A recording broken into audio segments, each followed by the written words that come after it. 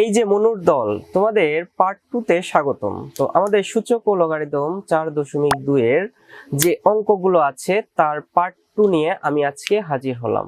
তো এই যে পার্ট 2 তে কিন্তু আমরা আলোচনা করব গ আর ঘ নিয়ে। তো গ আর ঘ কিন্তু প্রচুর পরিমাণে ইম্পর্টেন্ট, কেন বলতো? কারণ আমি যদি এমসিকিউ অ্যানালাইসিস করি তাহলে এই অঙ্কগুলো খুব পরিমাণে প্রতিটা বোর্ডেই আসছে, জানো? তোমরা কি জানো? আর এই অঙ্কগুলো কিন্তু ক নম্বরেও আসছে। তো খুব ভালো করে প্র্যাকটিস করো এবং তোমাদের যে প্রিপারেশন এই অধ্যায় থেকে নিচ্ছ, এই প্রিপারেশন নেওয়ার সময় এই অঙ্কগুলো একটু ভালো করে করো। তো চলো শুরু করি আমরা যে গ আর ঘ আছে সেই দুইটা অঙ্ক।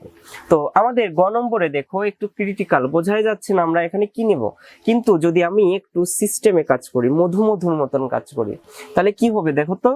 দেখো লগ আমরা 4 নিলাম, এখন 2 কে রুট আর স্কয়ার করে দিলাম।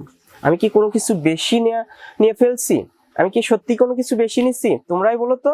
রুট আর স্কয়ারে সবসময় কাটাকাটি হয়, তাই না?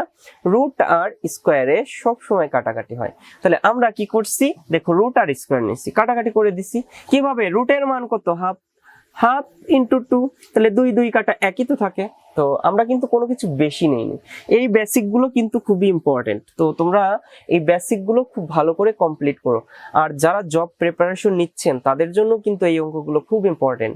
প্রতিটা চাকরির পরীক্ষায় যে সূচক ও লগারিদম থেকে এই টাইপের অঙ্কগুলোই আসে, তো তাদের জন্য ইম্পর্টেন্ট। তো আমরা পরবর্তী লাইন দেখি।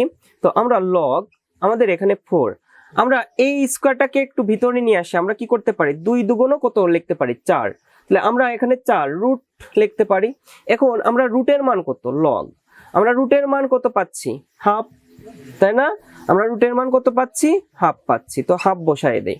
অতএব আমরা কি হাফটাকে এই পাশে নিয়ে চলে আসলাম, এই যে আমাদের 2 নম্বর সূত্র যেটা ছিল সেই সূত্র অনুযায়ী আমরা হাফটাকে সামনে নিয়ে চলে আসলাম। লগ 4 টু দি পাওয়ার 4।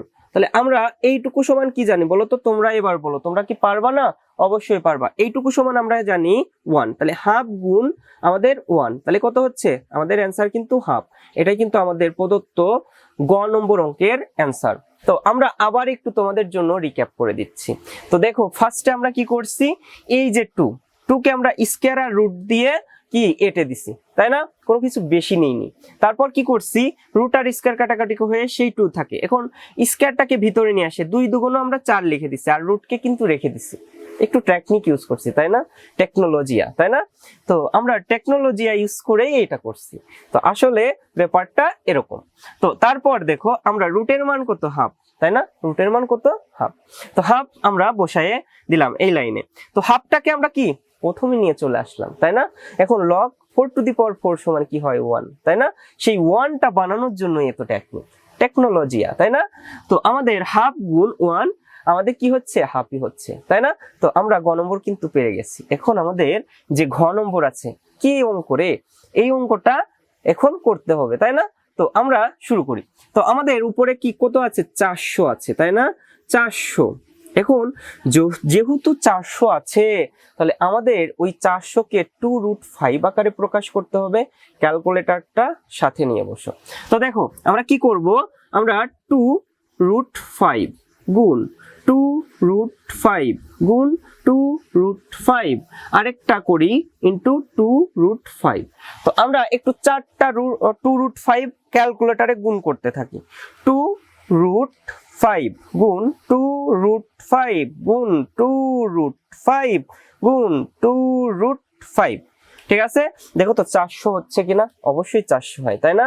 এই যে 400 হয়ে গেল, তাহলে আমরা 1টা 2টা 3টা 4টা আমরা একবারে বসাবো 2√5 টু দি পাওয়ার আমাদের 4।